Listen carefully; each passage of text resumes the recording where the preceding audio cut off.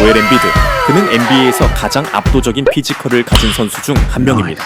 213cm에 체중 127kg이 넘는 거대한 체격으로 골밑을 지배하며 MVP까지 수상한 선수인데요. 참, 이 선수를 보면 떠오르는 캐릭터가 하나 있습니다. 바로 슬램덩크 북산의 최칠수인데요. 여러분도 그렇게 느끼시나요? 하지만 이 엄청난 신체 조건은 동시에 그의 몸에 큰 부담을 주는 요소이기도 합니다. 실제로 엠비드는 선수 생활 내내 크고 작은 부상에 시달려왔고 그 중에서도 가장 큰 문제는 바로 무릎이었습니다.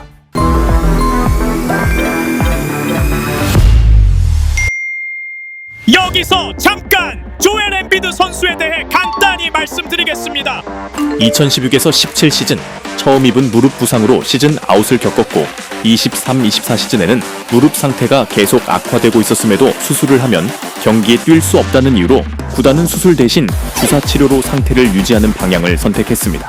그러던 중 2024년 1월 경기에서 상대 선수 조나단 쿠민가의 몸이 그의 왼쪽 무릎 위로 넘어지면서 강한 충격이 가해졌고 이로 인해 무릎 속 충격을 흡수하는 구조물인 반월상 연골이 파열되는 부상을 입게 됩니다.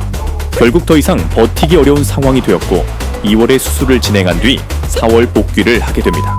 조엘 엠비드 선수의 무릎 상태가 얼마나 심각했었냐면요. 릭 바툼 선수는 라커룸 자리가 엠비드 옆이었는데 왜 경기 전후로 무릎 상태를 봤어요. 그가 어떻게 걷는지조차 알 수 없을 정도였죠. 라고 표현할 정도였다네요.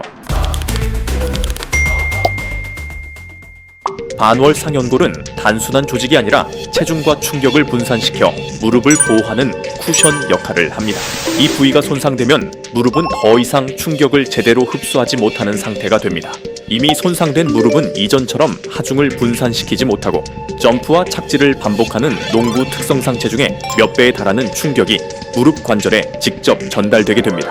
그 결과 연골 마모와 염증이 반복적으로 발생하게 되고 상태는 점점 더 악화됩니다. 결국 2024년에서 2025년 시즌 동안 그는 경기 출전이 제한될 정도로 상태가 나빠졌고 2025년 2월에는 시즌 아웃 판정을 받게 됩니다. 이후 4월에는 추가적인 관절경 수술까지 진행하게 되죠. 안녕하세요. 서울 에이스병원 관절센터 박찬서 원장입니다. 자, 우선은 연골이나 연골판에는 직접적으로 통증을 느끼는 기관이 없어요. 그러니까 그 부분이 다친다고 해서 조금 까져 있거나 한다고 해서 바로 우리가 통증을 느끼지는 않습니다.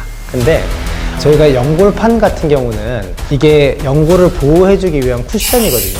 그 쿠션이 조금씩 찢어지면서 안정 형태로 찢어져서 제자리에 있을 때는 크게 통증을 느끼지 못해요. 근데 그게 점점 반복적인 부하 운동이나 점프 동작, 그리고 이제 선수들처럼 이제 내가 안 쉴 수가 없는 그런 환경에 있으신 분들은 조금씩 더 진행이 되겠죠.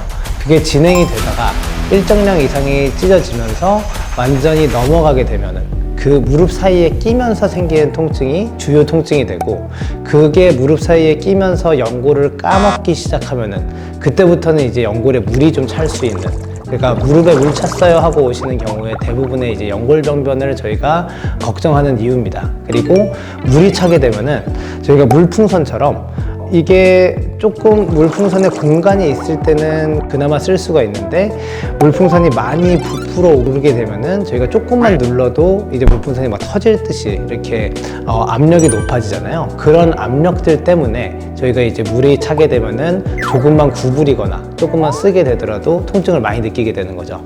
그래서 이제 조엘 엠비드 선수 뛰는 걸 보면은 막 조금만 뛰다가 점프하고 착지하고 내려와서 막 무릎 잡고 있고 하는 것들이 아마 그 압력 문제, 물 찬 것 때문에 생기는 압력 문제일 가능성, 그리고 연골파에 찢어져서 제자리에 있다가 과도하게 써지면서 그게 무릎을 착지하는 그 점프해서 착지해서 하는 동작에서 그 찢어져 있는 부분들이 자꾸 반복적으로 끼거나 그 낀 것 때문에 연골이 자꾸 손상되는 그런 통증일 가능성이 굉장히 높습니다. 그리고 최근에는 여기에 또 하나의 사건이 더해집니다. 바로 맹장 수술입니다. 정말 엎친 데 덮친 격이죠. 빠밤! 결국 엠비드의 사례는 단순히 한 번 다친 선수가 아니라 외상으로 시작된 반월상 연골 손상이 그의 신체 조건과 스포츠 특성에 의해 지속적으로 악화되는 과정을 보여주는 대표적인 사례라고 볼 수 있습니다. 반월상 연골 손상 이후에 무릎은 시간이 지날수록 구조적으로 부담이 누적되는 상태가 된다는 점입니다. 특히 체중이 많이 나가거나 반복적인 충격을 받는 환경에서는 그 진행 속도가 훨씬 더 빨라질 수 있죠.